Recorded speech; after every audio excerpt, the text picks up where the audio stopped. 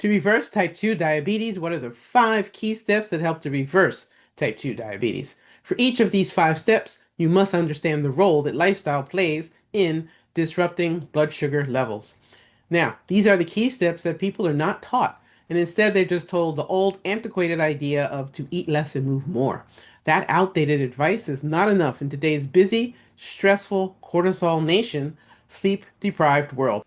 My new book, The Yates Protocol 5 Simple Steps to Fix Your Blood Sugar and Reverse Type 2 Diabetes, provides a clear framework and practical solutions for reversing type 2 diabetes. You can find a link in the description for this video. All right, these 5 steps are nutrition, meal timing, stress, sleep, and finally exercise along with its twin, strength training. These are key if you want to reverse type 2 diabetes, get a hold of that blood sugar, improve your A1C, your fasting morning blood sugar numbers, and in general, be able to have a healthier life. So let's start with nutrition.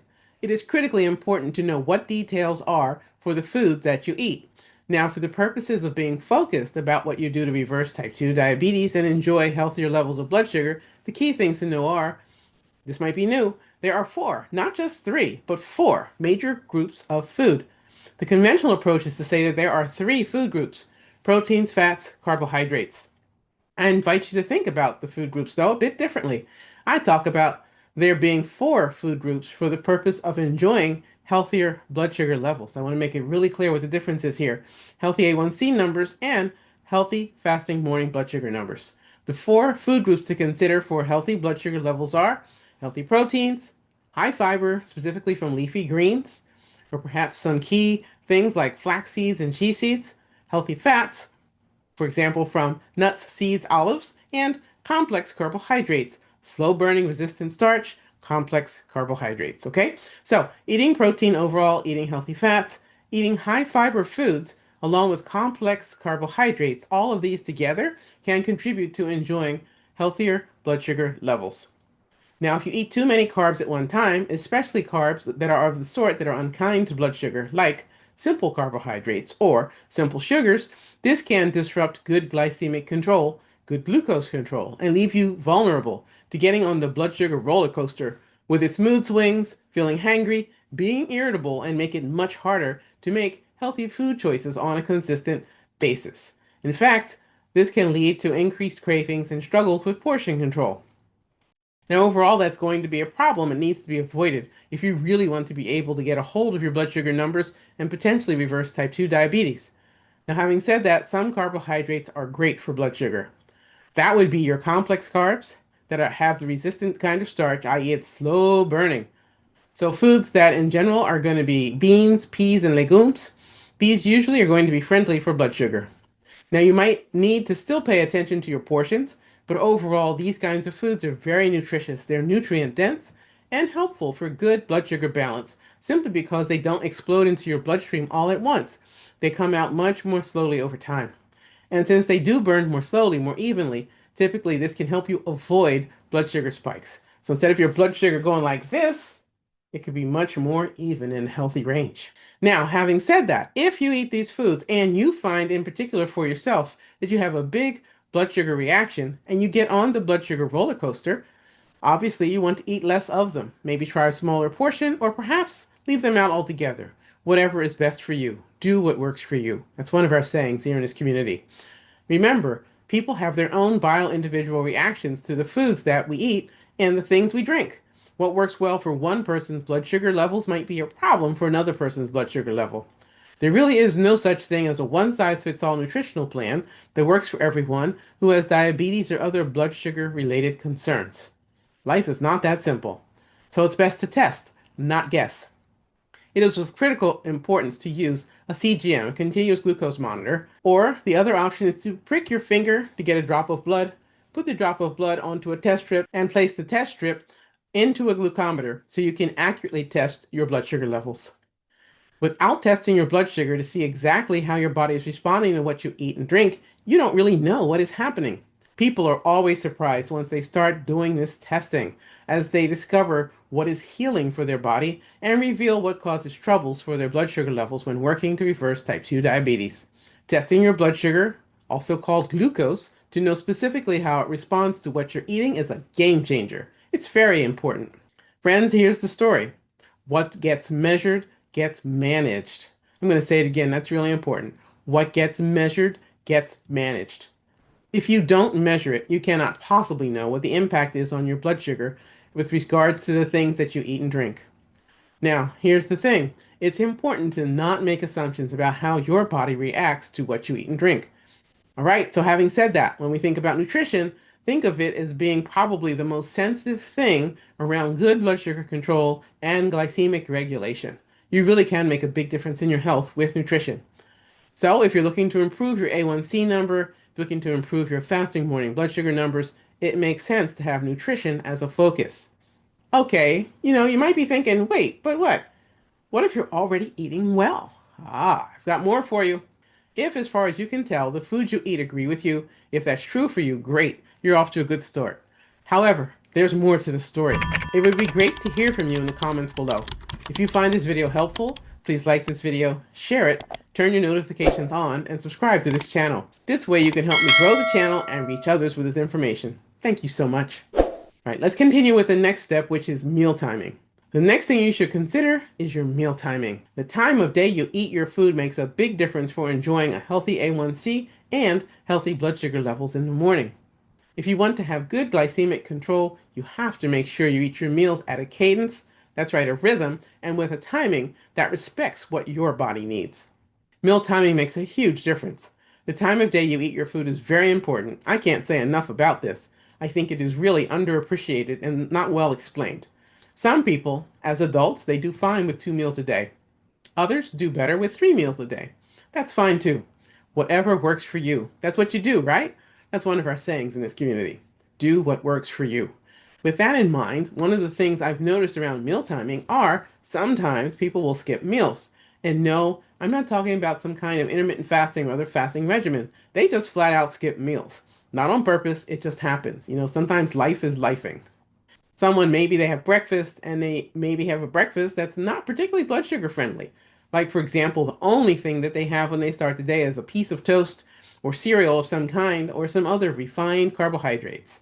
And these are basically simple sugars with respect to how the body responds. That's going to be a problem. Then, if that person skips lunch and then they go to eat dinner, oh my goodness, by the time they get to dinner, they're usually just way too hungry. So when people eat earlier in the day, skip lunch, and then wind up overly hungry at dinner, that is a recipe for blood sugar disaster. Because then often people reach for whatever is convenient, quick, and easy. For many people, that's gonna be fast food. Nope, not a good idea. Fast food is almost always prepared with highly processed, ultra-refined ingredients, often made with strange chemicals. If you read what's actually in it, it might be a list of anywhere from 10 to 40 ingredients, many of which you probably couldn't spell or pronounce. And you would look at this list and say, why is this even in here? And for many people, that means they may not make good choices when they eat. They're so hungry, they eat whatever is easiest, which might be this fast food, which is highly refined, ultra processed, and lacking in healthy nutrients. Here's another factor: meal planning. Many people don't know or aren't aware of any kind of meal planning. They haven't been taught this, it's not something they're familiar with, and perhaps they didn't grow up with it. And therefore, they are much more vulnerable to making poor decisions around what to eat. Poor food choices, unhealthy food choices make a difference in terms of blood sugar control or lack of it. This impacts the A1C number and overall blood sugar balance in a negative way. The same is true if someone lives somewhere where their access to healthy fresh food is limited.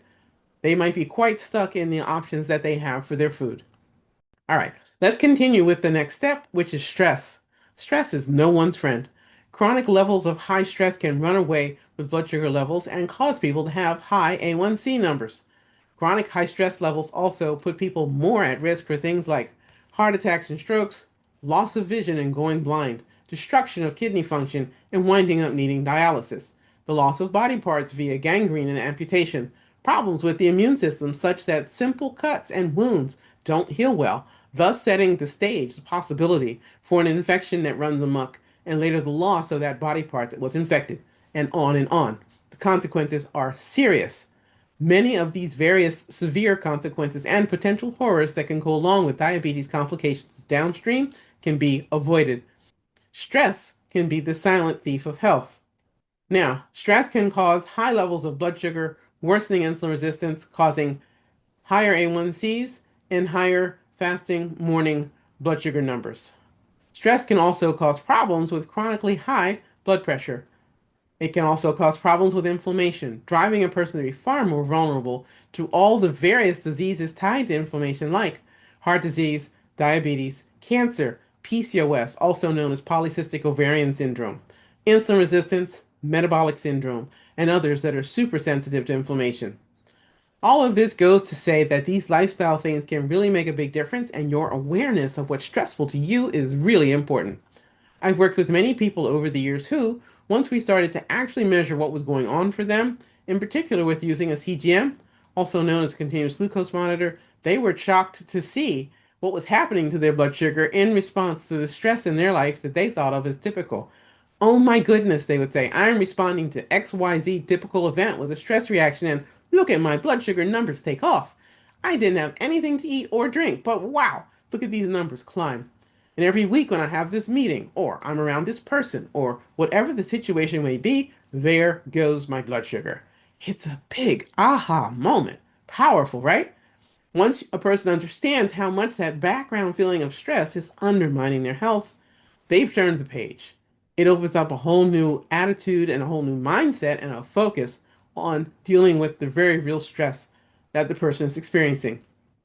Think of it like this. It's like the old story of the frog being placed in a pot of water and then putting the pot on the stove and slowly turning the heat up under the frog in the pot of water. You can keep turning the heat up a little bit more, a little bit more, a little bit more. And after a while, that water is boiling. The poor frog can't even tell if the water is boiling because it's gotten used to being in hot water. So perhaps this metaphor here is that hot water is the stress level being raised higher and higher and higher and higher until finally it has broken blood sugar regulation and that person no longer enjoys good glycemic or blood sugar regulation kinds of balance. You've got to be aware of the role stress plays in your health, especially your blood sugar levels, A1C, and fasting morning blood sugar numbers.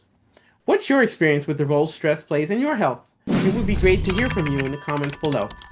If you find this video helpful, please like this video, share it, turn your notifications on, and subscribe to this channel. This way you can help me grow the channel and reach others with this information. Thank you so much. Let's continue with the next step, which is sleep. Again, similar to stress, chronic poor sleep can also cause problems with the A1C, causing that A1C number to go up higher, higher, higher, and higher. And along with it, the fasting morning blood sugar numbers can also go higher, higher, higher, and higher. Now, when this happens, it is nothing but trouble. Nothing but trouble. It is quite possible to have a sleep disorder or to have sleep apnea, a particular kind of sleep disorder, and wind up a type 2 diabetic and not know how you got there. It is very common for people with sleep apnea to have problems with their blood sugar, to struggle with their weight, to have high blood pressure, etc. So this is one of those things you must be aware of. And if you have type 2 diabetes and you have sleep apnea, this section absolutely where I'm talking about stress and sleep is for you. There are all sorts of stereotypes and misperceptions about what the background stories of people who have type 2 diabetes or pre-diabetes have before they get that diagnosis. Poor sleep is absolutely a contributing factor. It can cause type 2 diabetes all by itself. All right, let's continue with the fifth step, which is exercise with its twin, strength training. Now, here's where the magic can potentially happen, but I want to be really clear. You cannot out-exercise a bad diet, a bad nutritional plan. If you eat foods that you know don't agree with your blood sugar, all the exercise in the world isn't going to save you. You want to build your health foundation, so to speak, on good nutrition, and you want to make sure you preserve that foundation with exercise that makes sense for you. Now, here's the thing. People always ask, what's the best exercise to do? And I say, hey, the best exercise to do is the one that you'll actually do. If you have something that you enjoy, like, for example, dance, if you enjoy walking, if you enjoy biking, hiking, swimming, whatever it is, all movement here counts. It's essential to be active in doing things that you enjoy and that are possible for you, that are within the realm of realistic activity achievement for your body. There are things and ways that are going to be ways to win with this. Exercise can help you to enjoy a lower average blood sugar number. It also means that you have to be consistent, and for many people, that's where the struggle is. We're all human, and sometimes we struggle with being consistent. Often it's going to be 5 to 7 days of the week that you'll need to exercise. You can test and see how your results are and find what's the right balance for you. But my experience has been for people who are looking to sincerely reverse type 2 diabetes and prediabetes, generally speaking, 5 to 7 days of activity is probably going to be the successful mix. Now, as an example, for many people, when they're successful, let's say with 5 days out of 7 with exercise, and they can make sure that there's 2 days that they don't exercise, that they actually rest. Here's the deal though, rest is just as valuable here, but you don't want it to be so much rest that you never move. I want to be clear about that. All right, so when we look at the Yates Protocol, 5 simple steps to fix your blood sugar and reverse type 2 diabetes, we're talking about nutrition, we're talking about meal timing, we're talking about stress, we're talking about sleep, and we're talking about exercise with its twin, strength training. These are the 5 steps to successfully reverse type 2 diabetes and fix your blood sugar, also known as the Yates Protocol. I invite you to really think about what's possible for you. Make sure that your doctor or other medical or healthcare providers are on the same page with you. If you're working with someone who has no understanding of how to help someone reverse type 2 diabetes or prediabetes, who has very little or no understanding of the role specific aspects of lifestyle have in this, if this person is not respectful, if they're blaming, shaming, if they're judgmental and stigmatizing, if it's someone who leaves you feeling or traumatized after you go to see them, go get yourself a new medical or healthcare provider. This is so important. Please don't put up with it. Don't allow this person to gaslight you into thinking that you can't do anything about your A1C numbers or your fasting blood sugar numbers. It's crucial you stand up for yourself and advocate for yourself. And if you're listening to this video and you aren't the one with the problem, but you care about someone with diabetes, please understand this is a critical thing. So important. I've seen people who have such negative encounters with the medical and healthcare system in general, they feel buried under such an enormous mountain of shame and blame, a vat of stigma that it sometimes takes them years, like 5 years, 8 years, or more, I've heard with the people I've worked with over the years, to ask for help again. This is a tragedy whenever it happens because the relentless damage now has had that much more time to set in. Oh, that's just a terrible thing. Please don't let this happen to you. Now, tell me in the comments below, what's your experience been with your doctor or other medical and healthcare providers? It would be great to hear from you in the comments below. If you find this video helpful, please give it a like, share it, turn your notifications on, and subscribe to this channel. This way you can help me grow the channel and reach others with this information. Thank you so much. Talk to the people who are your current healthcare or medical providers. Work with people who can help you achieve and sustain your health goals. You're welcome to listen to the podcast episodes here on this channel and in other places where I have content to talk about how to advocate for yourself. Always remember this. You are the one who's responsible for your health outcomes. And you know what? I get it. Life is sometimes wildly unfair. I totally understand that. People have things that happen to them, like car accidents, the loss of a job, the loss of a particular relationship, financial stresses, difficulties with family, difficulties in the workplace, whatever it may be. But the bottom line is your self-care is going to be your responsibility. It's your opportunity for healing. So please do the best you can with what you have access to. That part is in your hands. Remember, this healing journey is always about progress, not perfection. Please take great care of yourself. Self-care is not selfish. Check out the description for my channel, where you will find links to join one of our programs, join our community via the email list, and other ways to work on your health goals. Are you ready to take the guesswork out of blood sugar control and discover how to turn your metabolism into your superpower? I'd like to gift you my free guide to the Yates Protocol. It comes with a blood sugar tracker and a meal plan template you can personalize for both plant-based eating and omnivore eating. Getting your copy is simple. Just scan the QR code you see right here. Or, if you prefer typing it in, go to this link, https://drbeverlyyates.com/guide GUIDE dash reverse REVERSE dash TYPE dash 2 dash diabetes dash naturally. It's free and it's designed to help you start making changes that really work. The link is available below this video.